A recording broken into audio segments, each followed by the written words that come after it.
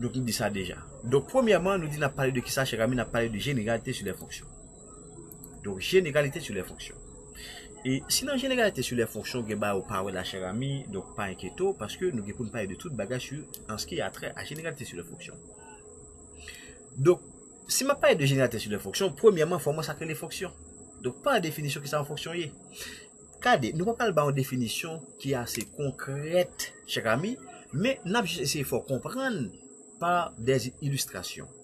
Cher ami, si je prends machine à laver, cher ami, machine à laver ça que je prends, cher ami, qui sont tout fait là-dedans. Nous prenons des habits sales, nous fourrons nos machines à laver, après ça, sur machine à laver à faire, les transformer habits sales en des habits propres. Donc, c'est même rôle en fonction en fait, cher ami. En bien, fonction, lorsque je prends nombre, que me fourrer dans la fonction, non, comme faut camper là. Cher ami, pas oublier que la fonction peut être f, la fonction peut être g, la fonction peut être h, cher ami. Attention, cher ami. Et donc, f de x n'est pas une fonction. F de x c'est un nombre. G de x n'est pas une fonction, cher ami. G de x c'est un nombre. H de x n'est pas une fonction, cher ami. H de x c'est un nombre. Mais lorsqu'on parle d'une fonction, la fonction peut être f, la fonction peut être g, la fonction peut être h, cher ami. Donc, c'est ça une fonction. Donc, c'est-à-dire, lorsque je prends un nombre, moi, il soit dans f, ou dans g, ou dans h, cher ami, donc, ça qui arrive, les bombes, un nombre. Jusqu'à présent, nous clairs sur ça, cher ami. Ça ne pas arriver, et lorsque je choisis deux ensembles, non vide. Donc, là, après, je ne pas même choisir deux ensembles non vide pour me définir jusqu'à présent fonction toujours. Je rester seulement dans l'illustration qui est assez concrète. Juste pour me permettre de comprendre ça que les fonctions. Cher ami, on a continué. Donc, si on parle de fonctions numériques, cher ami, ça veut dire fonction numérique. Cher ami, donc là, on a utilisé deux ensembles. Deux ensembles non vides. Cher ami, quand on parle de ça que les fonctions numériques, cher ami, ça veut dire pour nous. Ça veut dire, cher ami, si on parle de fonctions numériques, c'est-à-dire que l'ensemble des départs, alors l'ensemble d'arrivée, donc c'est l'ensemble des nombres réels que liés. Donc, si on fait choix de deux ensembles, par exemple, un ensemble A et un ensemble B, donc deux ensembles ça que je choisis, cher ami, l'ensemble d'arrivée, c'est ensemble des nombres réels que liés. Donc, dans ce cas, on parle de fonctions appelées fonctions numériques, cher ami. Maintenant, il existe aussi fonction numérique d'une variable réelle, cher ami. Donc, lorsqu'on parle de fonction numérique d'une variable réelle, cher ami, donc ça veut dire quoi? Ça veut dire que l'ensemble des départs, c'est ensemble des nombres réels, ensemble d'arrivée, c'est ensemble des nombres réels. C'est-à-dire, lorsque je prends un nombre réel que je fourre dans la fonction, soit la fonction h, ou la fonction j, ou la fonction f, mais ça apparaît, cher ami, la bande est un nombre réel. Mais puisque, lorsque je prends un nombre réel, moi fourré dans la fonction, d'équilibre mon l'autre nombre réel, donc ça apparaît, cher ami, là, on parle de quoi? On parle d'une fonction numérique d'une variable réelle. Aussi simple que ça. Donc ça, c'est réel. Bon, juste corriger ça. Donc ça, c'est réel. Aussi simple que ça. Donc, on pense ça, c'est clair. On pense là, nous clair, cher ami. Donc, type de fonction, donc ça ne pas tellement chita sur yo, et ça fait mettre type de fonction, parce que là, nous sommes en troisième et quatrième année du secondaire. Parce que pour la troisième année du secondaire, donc, nous sommes capables de fonction,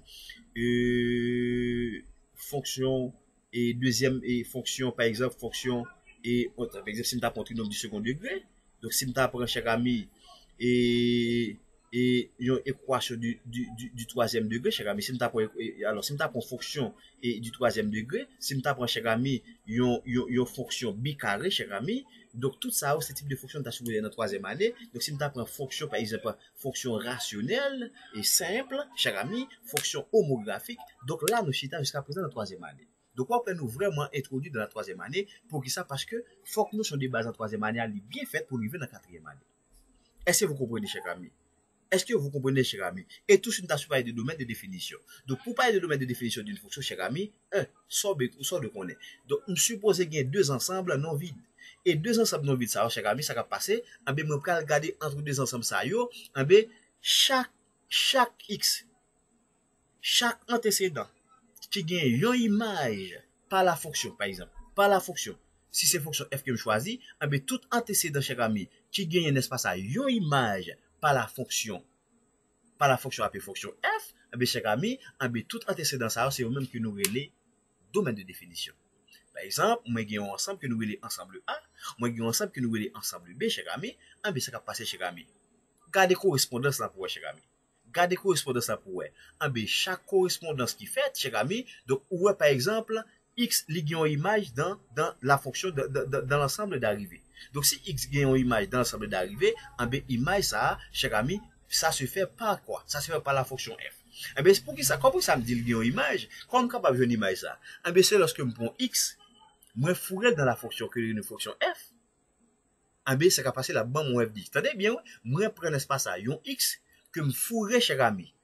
À chaque fois, moi prends x me fourré dans la fonction f qui s'album la bande mon f dx.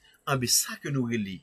Puisque chaque x que me prend, moi je une image, eh bien, ensemble de x à o, c'est au même que nous relais domaine ou ensemble de définition d'une fonction appelée fonction numérique d'une variable réelle. Donc, c'est-à-dire qu'on le veut ou non, x a que, puisque je parle de fonction numérique d'une variable réelle, cher ami, je parle de fonction numérique d'une variable réelle, cher ami, mais ça veut dire quoi? Ça veut dire que, ça m'apprend, réel que m'apprend, ça m'apprend son réel que la pied. Donc, ça me prend tout son réel. Pour ça, parce que nous dit bien, nous dit, il s'agit donc d'une fonction numérique d'une variable réelle. Aussi simple que ça. Aussi simple que ça. Chaque ami, tu as supposé parler de fonctions composées tout. Pour qu'il s'agisse de fonctions composées ou bien composées de fonctions. Eh bien, pour composer de fonctions, il est vraiment simple. Bon, on va essayer d'expliquer ça là. Pour parler de composer de fonctions, il faut qu'il y ait un espace à trois ensembles. Un ensemble A, un ensemble, nous voulons ensemble B, et un autre ensemble que nous voulons ensemble C. Donc ça, donc ici nous avons une fonction que nous voulons fonction f, ici nous avons une fonction que nous voulons fonction j. Maintenant, n'oubliez pas, ça c'est x qui est là, ça c'est y qui est là, donc ça c'est z qui est là. Et n'oubliez pas, pour me sortir de là à là, cher ami, ça va passer, cher ami. Bon, on va expliquer ça. Bon, on va essayer de prendre ça que on est capable d'expliquer. Donc, pour me sortir de là à là, cher ami, qui sont remarqués, vous remarquez que y est l'image de x. Ouais, y est l'image de x par la fonction f. Attendez bien, oui. Y est l'image de x par la fonction f. Et lorsqu'on passe par ici, donc, qu'est-ce que vous remarquez? Vous remarquez que z est l'image de qui ça? Est l'image de y, ouais, z est l'image de y par la fonction appelée fonction g. Eh bien, si x, cher ami, si y c'est l'image de x par la fonction f, et z est l'image de y par la fonction appelée fonction g, cher ami, eh bien, ça passe, cher ami, eh bien, z que nous avons gardé là, c'est image de x par la fonction appelée fonction f1g. Après dit ça me dit encore. Pour me parler de fonctions composées surtout fonction de g en f. Maintenant, cher ami, donc on apprend trois ensembles. Ensemble A, ensemble B, ensemble B, ensemble C. Maintenant, ici on a la fonction f et ici la fonction g. Maintenant, qu'est-ce que vous remarquez? Vous remarquez que y est l'image de x par la fonction appelée fonction f. Et z est l'image de y par la fonction appelée fonction f. Maintenant, pour trouver un espace à composé de fonctions, cher ami, nous dit z est l'image de x par la fonction appelée fonction g1 f. Aussi simple que ça. Donc, on pense que donc, pour fonction composée, tout, donc, nous allons parler surtout pour le domaine de définition fonction composée. Oui, nous allons parler de tout ça. Est-ce que vous êtes d'accord, cher ami? Donc là, pour généralité, on a vraiment chita sur ça, et on a traité des exercices qui basés sur tout ce que vous avez nous dit là. Maintenant, on a entré dans ça que nous voulons limite comme contenu. Comme contenu, limite et continuité. Maintenant, pour limite et continuité, cher ami, on a chita sur des approches que nous voulons approche intuitive. Approche intuitive, ça veut dire qui ça? Ça veut dire nous pas bien des formulations mathématiques au niveau de la troisième année du secondaire. Nous avons bien approche que nous voulons approche intuitive. Ça veut dire approche intuitive. Ça veut dire quoi, cher ami? Par exemple, ici, si je apprends ça, pour exemple qui est vraiment simple. Un exemple simple. Ici, on a x0. Ici, on a, cher ami, on a L. Donc, ici, c'est x0, ici, c'est L. Donc, tout ça se trouve dans un intervalle. X0 se trouve dans un intervalle, et puis L se trouve dans un intervalle aussi. Cher ami, pour parler de approche intuitive, ça veut dire en termes de limite.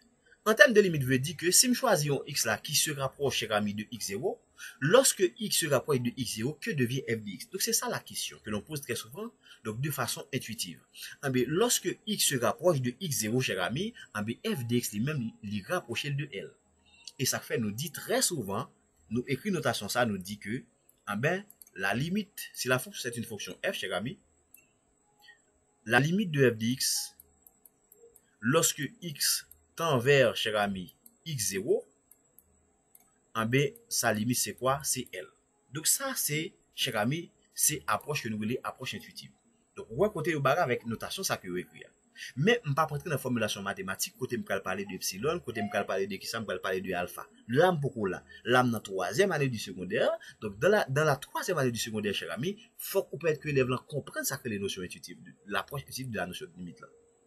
C'est que ça nous dit bien. Nous dit lorsque on prend x là, x ça lui rapproche, lorsque x se rapproche de x0, cher ami, f de x se rapproche de L. Donc n'oubliez pas, cher ami. Donc approche intuitive ça, l'éclair, il dit que x différent de x0 et f de x, cher ami, différent de L. Et dit f de x n'est pas égal à L. Et x0 n'est pas égal à x. Donc, cher ami, en termes de limite, x0, cher ami, il est capable, soyons réels, il est capable infini. Donc, lorsque je parle de infini, ça veut dire qu'il est capable plus infini, capable moins infini. Donc, c'est ça la notation de la limite. Donc, la limite de f de x c'est L lorsque x se rapproche de x0. Donc, je peux dire ça. Il avait dit, que devient f de x lorsque x se rapproche de x0? Que devient f de x lorsque x se rapproche de x0? Cher ami, f de x devient, n'est-ce pas ça, se rapproche, je dirais, se rapproche de L. Ou là, moi, chita dans approche intuitive, moi, pas rentrer dans la formulation mathématique, quand on parle parler d'epsilon avec alpha. Moi, clair sur ça. Et deuxièmement, cher ami, nous avons supposé parler de qui ça? Nous avons supposé parler de limite des fonctions de référence. Donc, ça, c'est au niveau de la troisième année du secondaire. Limite des fonctions de référence, surtout, cher ami. Donc, nous dit fonction de référence, par exemple, nous pouvons prendre fonction racine carrée, et fonction carrée, fonction inverse, et fonction cube, cher ami. Donc, tout ça, donc, nous allons faire limite, lorsque x tend vers, cher ami. Lorsque x0, c'est quoi? Lorsque x0, c'est un réel, et lorsque x0 capable infini, c'est-à-dire, il capable plus l'infini, que ça tout capable moins l'infini. Est-ce que vous entendez, cher ami? Est-ce que vous entendez, cher ami? Et d'autres choses, nous avons supposé parler de limite en un point et sur un intervalle. Tout ça, nous allons parler de tout ça. Donc, moi, c'est ce que c'est limite en un point. Donc, c'est à partir de limite en un point que nous parlons, limite de référence, n'est-ce pas ça? Et lorsque x0 est capable d'un réel ou bien est capable infini, cher ami. Aussi simple que ça. Aussi simple que ça. Après ça, nous avons tombé sur les opérations et opérations sur les limites de fonction. Cher ami, approche intuitive de la notion de continuité, cher ami. Pour la continuité, cher ami, il est vraiment simple. Bon, ma PC juste prend ça et ma PC explique ça de façon intuitive, mais ma juste prend une courbe représentative d'une fonction appelée fonction f. Et bon, me choisir repère ça. Choisir repère ça, cher ami, et c'est regarde ça que me fait là. Ouais? Regarde ça me fait là. Regarde ça me fait là, cher ami. Donc, pour expliquer ça, nous avons l'approche intuitive de la notion de continuité, cher ami. La continuité, lorsqu'on parle de continuité, cher ami, c'est lorsque, par exemple, il y a un courbe représentatif. Je vais ça à partir d'un courbe représentatif. Je suis capable de voir ça. Donc, lorsque il y a un courbe représentatif, cher ami, il y a des courbes représentatives là. Qu'est-ce qui passe? Vous remarquez que, moi, tracer courbe ça sans ne pas lever crayon, moi, tracer courbe là. Donc, puisque je ne pas lever crayon, moi, tracer courbe là, cher ami, donc, nous dit cette fonction est continue. Mais par contre, cher ami, je suis capable de prendre l'autre exemple pour me dire que la fonction peut-être pas continue aussi. Est-ce que vous comprenez, cher ami? Donc, je prends repère. Moi, je choisis une portion, un morceau de coupe, et puis je choisis l'autre morceau. Donc là, nous mettons pointillé. Donc ici, c'est en A que nous mettons. Qu'est-ce que vous remarquez, cher ami? Qui sont remarqués? Donc, pour morceau coupe ça, lorsque je m'arrive là, il dit, je prends que je m'a tracé morceau coupe ça. Mais lorsque je m'arrive en A, il existe, n'est-ce pas ça, un trou, il existe un saut. Lorsqu'il existe un trou ou un saut, cher ami, ça va passer. Donc, nous dit la fonction n'est pas continue. Parce que, qui s'allie? L'essentiel, c'est qui s'allie. Donc, pour parler de continuité, cher ami, fuck, cher ami, bien, lorsque m'a utilisé crayon pour nous tracer coup blanc, bien, crayon ça, m'pas gen doit lever, cher ami. C'est tracer coup blanc net aller. Comme c'est le cas ici. Nous tracer le net aller, cher ami. Ouais? Nous tracer le net aller. Bien, ça, c'est ça, cher ami. C'est ça. Donc, lorsque, ici, regardez pour elle, là, m'gon morceau de coupe, là, m'gon l'autre morceau. Donc, lorsque je saute là pour m'arriver là, pour me monter là, ou m'gen pointillé en A. Ou m'gen pointillé en A, cher ami. C'est-à-dire, la fonction n'est pas continue en A. Parce qu'il existe espace à un trou. Parce qu'il existe espace à un son ici. Donc, ça, c'est l'approche, appelée l'approche intuitive de la notion de continuité. Est-ce que vous comprenez, cher ami? Donc, nous allons parler tout de continuité, n'est-ce pas ça, en un point et sur un intervalle. Pour continuité en un point, cher ami, donc la première chose à faire, donc pour parler de continuité, cher ami, en un point, donc la première chose à vérifier, c'est vérifier que x0 que nous gagnons, il fait partie du domaine de définition. Par exemple, si nous gagnons une fonction appelée une fonction f, donc ce domaine de définition, c'est ddf. Donc, en termes de lecture, c'est ça, ddf. Mais lorsque nous appelons écrit, nous dit df, nous écrivons le df. Mais en termes de lecture, nous lisons ça ddf, qui c'est le domaine de définition d'une fonction appelée fonction f. Donc, n'oubliez pas, pour qu'une fonction soit continue, cher ami, pas oublier. Faut que x0 appartenant au domaine de définition et limite de f de x lorsque x tend vers x0, ça va passer liban nous même valeur à f de x0. Donc ça, c'est le cas d'une fonction, bon, cas d'une fonction qui est vraiment simple. Pour qui ça? Parce que lorsque nous avons des fonctions raccordées, des fonctions qui sont définies par intervalle, cher ami, donc dans la classe précédente, on dit ces fonctions et qui définissent par intervalle, on dit ça. Mais dans la classe de NS3, on n'a pas eu de fonctions raccordées. Donc les fonctions raccordées, donc ces fonctions côté des intervalles. C'est-à-dire qu'il y a possibilité de faire la limite à gauche et la limite à droite. Hein? Si la limite à gauche est égale à la limite à droite, c'est-à-dire la limite existe.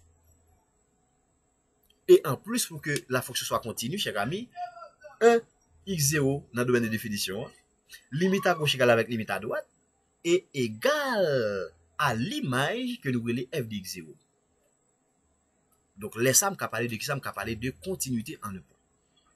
Là, je pense nous clair et simple et clair, cher ami. Après ça, on a parlé de opération, on a cité sur opération sur la continuité. D'accord, cher ami? Et après, on a parlé de ça, on a parlé de l'étude des branches infinies.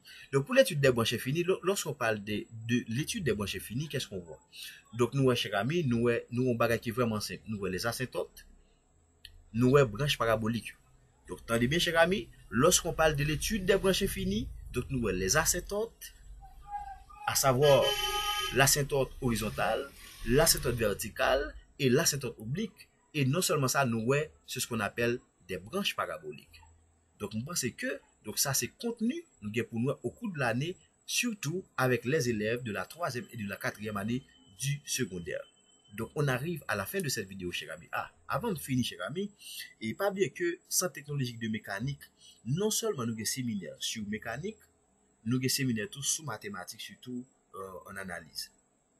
D'accord? Thème, c'est analyse.